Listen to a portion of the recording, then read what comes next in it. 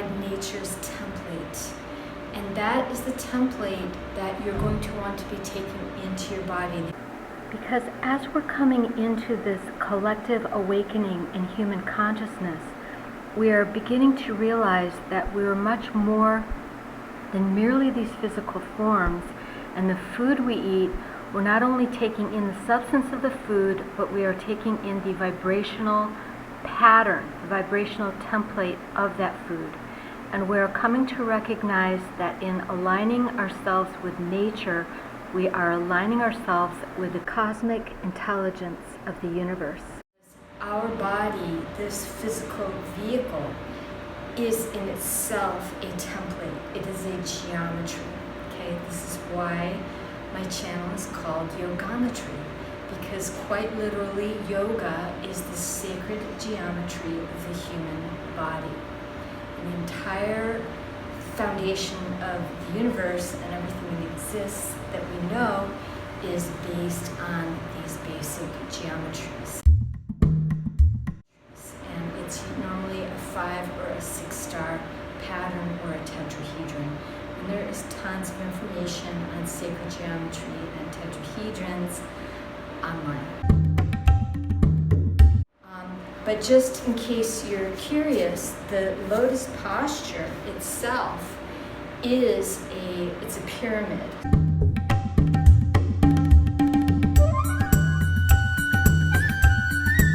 So you're putting your body into a geometrical shape, and the pyramid shape was taken by the yogis for a variety of reasons, but it's excellent for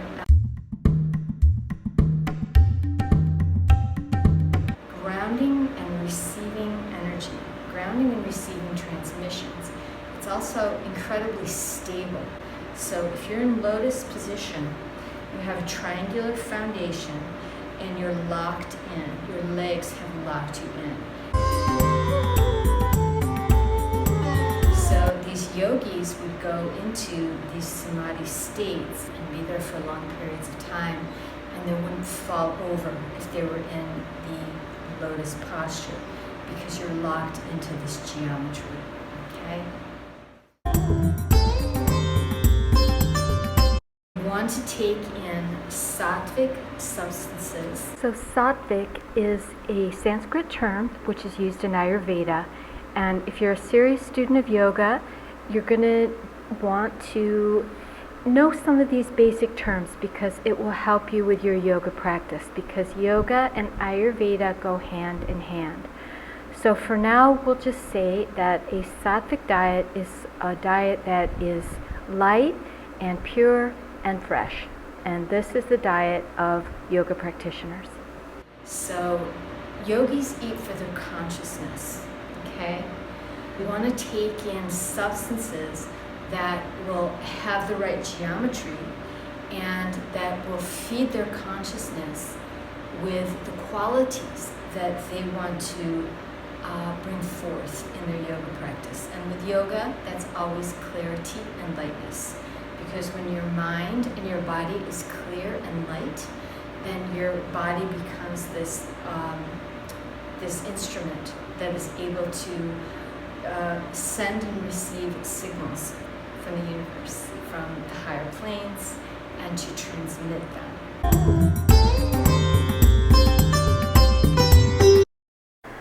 The other Ayurvedic concept it's going to be very helpful to know for a yoga student is the basic constitutional types. And you're going to want to know what your type is, so you can eat a diet that is balancing for your type. And these constitutional types are nothing but different combinations of the 5 elements. Heavy, oily, and definitely the processed foods are foods that the yogi's going to want to avoid because it brings your mind down, it brings your energy down, it makes your body heavy. This is why yogis are generally vegetarian, because meat is considered by yogis to pull the consciousness down into the lower centers and into animal nature.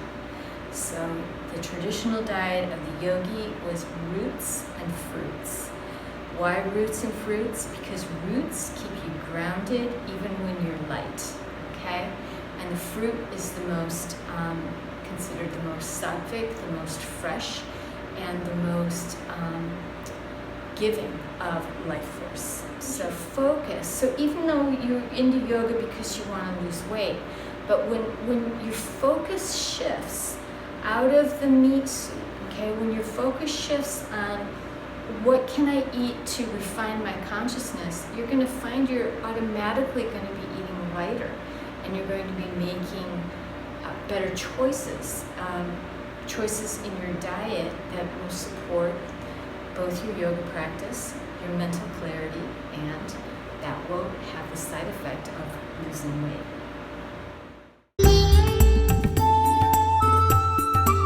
So everything that we do is feeding and being fed.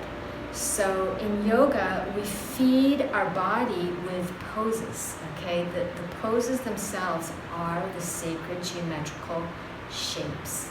So when you feed your body these shapes, that allows prana to run in certain ways. And it's because it opens channels and it allows prana to run.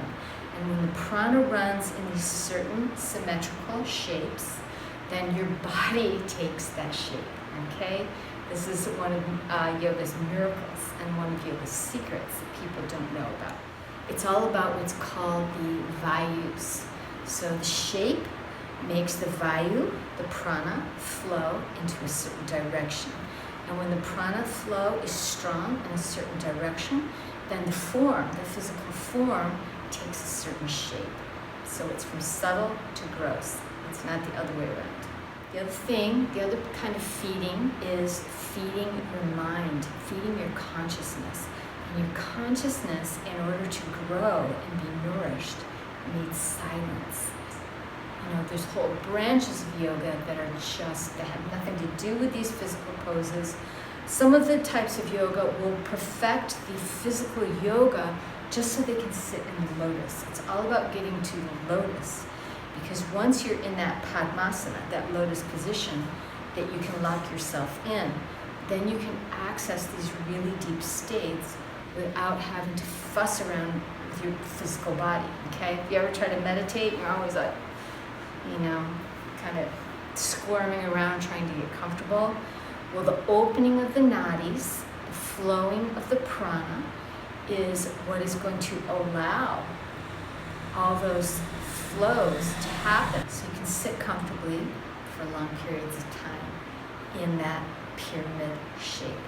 So feed your body with movement, symmetrical, balanced movement, not too much, not too little. It's all about the balance.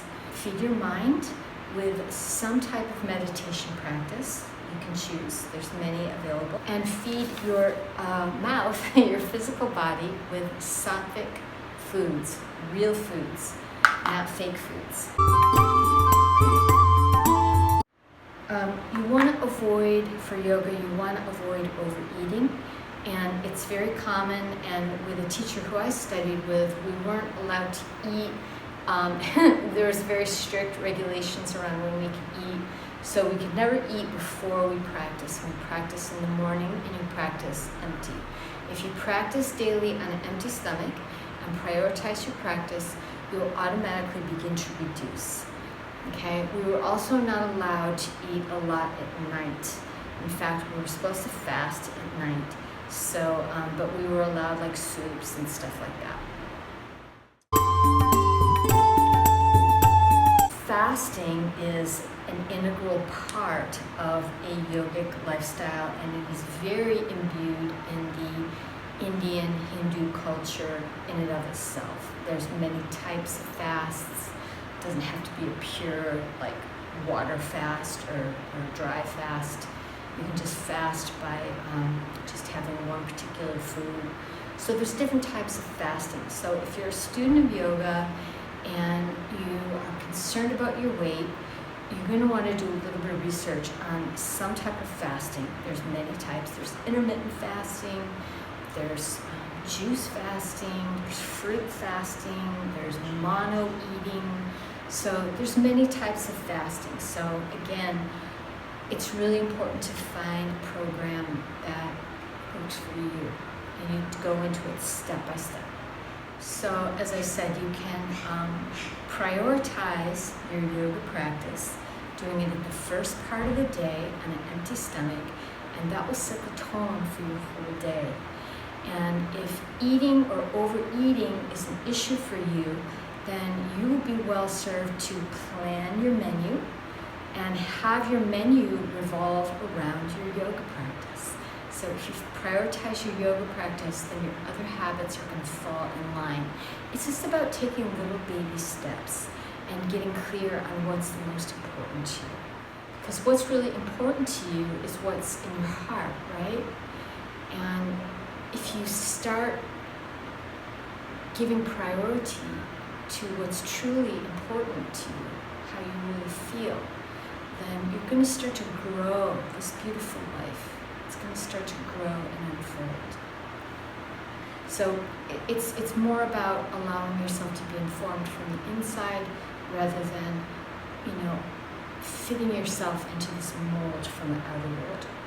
A lot of people overeat because of social pressure. Okay, social pressure. Yogis are alone a lot. Some of them. Depends on what type of yogi you are. Eat to prioritize your state of consciousness and feed your body and your mind every day. Feed your mind with silence and feed your body with symmetrical movement. That's the yogic path. Fast periodically and plan your menu for the day. So there's definitely specific poses that have the quality of reduction. Okay, they'll reduce you. Just the pose itself will reduce you. But I felt that it was most important to cover this diet piece before we get into the actual practices, because what you're taking in has a huge effect. And yes, your physical exercise, your asana practice definitely has an effect, but what you put in is number one. Pure water, pure foods, no non-foods, no intoxicants for the yogi, and time for silence, and time for meditation. Thank you so much for watching. Namaste.